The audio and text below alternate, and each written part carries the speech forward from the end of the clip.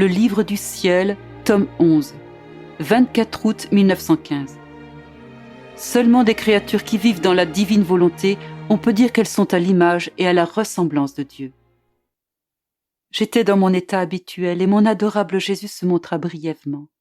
Je l'embrassai et lui dis « Mon Jésus, si c'était possible, je te donnerais le baiser de toutes les créatures. Ainsi, je satisferais ton amour et je t'amènerais toutes les créatures. » Il me répondit « Si tu veux me donner le baiser de tous, embrasse-moi dans ma volonté.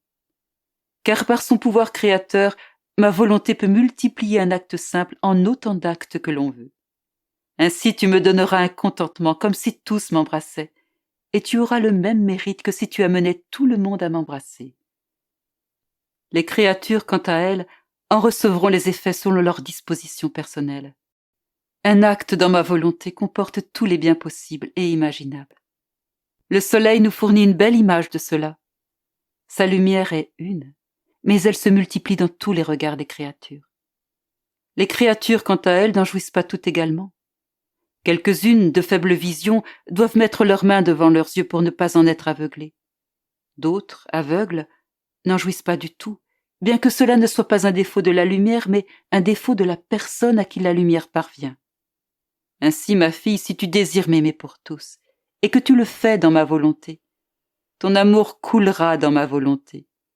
Et comme ma volonté remplit le ciel et la terre, j'entendrai ton « je t'aime » dans le ciel, autour de moi, en moi, de même que sur la terre. Il se multipliera de partout, et il me donnera la satisfaction de l'amour de tous. Car la créature est limitée et finie, alors que ma volonté est immense et infinie. Comment les paroles « faisons l'homme à notre image et à notre ressemblance » que j'ai prononcées en créant l'homme peuvent-elles être expliquées? Comment la créature si incapable peut-elle être à mon image et à ma ressemblance? C'est seulement en passant par ma volonté qu'elle peut arriver à cela.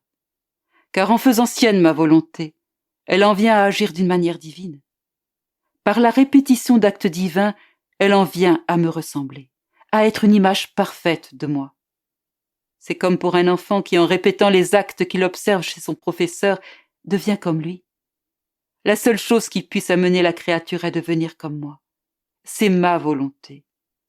Voilà pourquoi j'ai tant d'intérêt à ce que la créature fasse sienne ma volonté, puisque c'est seulement ainsi qu'elle pourra répondre au but que j'avais en la créant.